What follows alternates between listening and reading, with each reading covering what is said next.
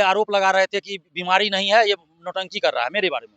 जो तो भाई हम नौटंकी बीमारी का कहाँ कुछ कर रहे हैं? हम तो आंदोलन में कभी नहीं बोले कि बीमारी के चलते हम आंदोलन में नहीं है।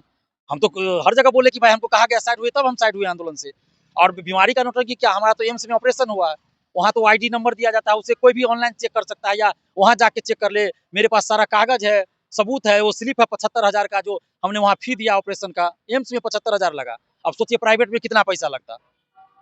तो वो तो सबूत है हमारे पास। लेकिन मेरे बीमारी का मजाक उड़ाया गया, पैसा देकर शिक्षा माफियाओं ने हमारी बीमारी का मजाक उड़वाया।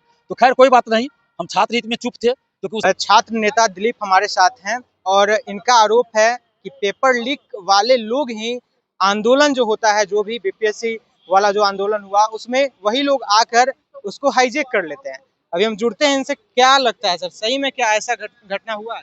देखिए बिल्कुल, जिन पे पेपर लीक का आरोप अभ्यर्थियों ने ही लगाया खान सर पर, वही गर्दनी बाग से आप देखिए 18 तारीख को दिसंबर में 19 दिसंबर को वहाँ गर्दनी बाग में सैकड़ों स्टूडेंट्स ने आरोप लगाया खान सर पर कि उनके कोचिंग के टेस्ट सीरीज से बहुत सारा क्वेश्चन मैच किया है, धांधली सेटिंग का पेपर लीक आरोप उन पे लगा। और बाद में कुछ 10-12 स्टूडेंट्स ने खान सर को ही आंदोलन में बुला लिया। तो भाई से तो आंदोलन बदनाम होगा ना, नेताओं को बुलाया जाने लगा आंदोलन में, हमने मना किया था। लेकिन कुछ जो कोचिंग शिक्षक थे और 10-12 स्टूडेंट थे, इन लोगों ने क्या किया, सोशल साइट पे और टेलीग्राम ग्रुप में और गर्दनी बाग में ये बात प्रसारित करना शुरू किया कि खान सर आएंगे तभी परीक्षा रद्द होगी। और खान सर कह रहे हैं कि हम तभी आएंगे जब दिलीप कुमार आंदोलन से हटेगा। अच्छा, तो इसलिए दिलीप कुमार आंदोलन से हट जाए।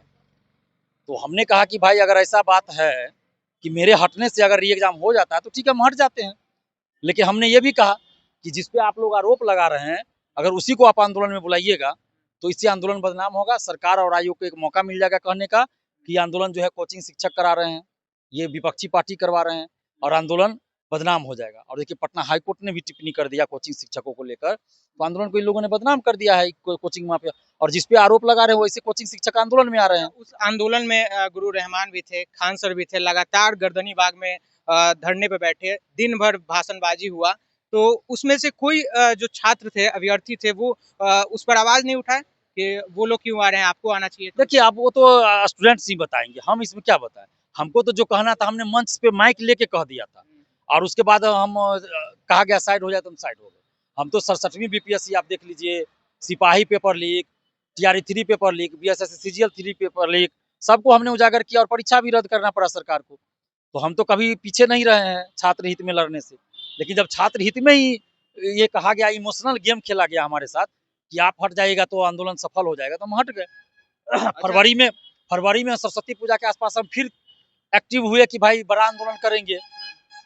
तो फिर से खान सर, ये 4-5 जो स्टूडेंट आंदोलन में बैठे रहते थे उन लोगों को कहा गया कि दिलीप आंदोलन में आएगा तो हम नहीं आएंगे, जो दिलीप नहीं आए तो हम फिर से आंदोलन करेंगे। अच्छा, एक वीडियो जो वायरल हो रहा है जिसमें वो आरोप लगा रहे हैं कि इतना करोड़ का घोटाला, ये सब उस पे क्या? जब इनको इतना चीज पता है तो फिर क्यों नहीं आर्थिक अपराध इकाई में जाकर सबूत दिए, क्यों नहीं ये पटना हाईकोर्ट में ये सबूत दिए? इसका मतलब कुछ गड़बड़ है। ये क्या चाह रहे थे, इसकी जांच होनी चाहिए भाई। क्या गड़बड़ लगता है आपको? हो सकता है ये खुद संलिप्त हो इस सब चीज में और प्रेशर बना रहे हो सरकार पे कि कोई जांच ना हो कोचिंग से माफियाओं पर।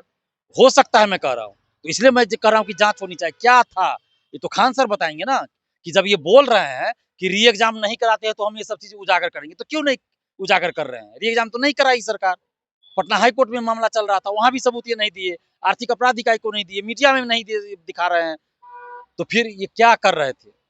इसकी जांच होनी चाहिए, मैं यही मांग कर रहा हूं। अच्छा, बीच में जो अभ्यर्थी थे आपसे, आप पे भी सवाल उठा रहे थे, उन लोगों के लिए क्या कहना है? देखिए अभ्यर्थी हमारे ऊपर सवाल नहीं उठा रहे, 4-5 लोगों को जिसको शिक्षा माफियाओं ने पैसा दिया था, वो लोग बाद में फरवरी में मेरे ऊपर ये आरोप लगा रहे थे कि बीमारी नहीं है, ये नौटंकी कर रहा है मेरे बारे में।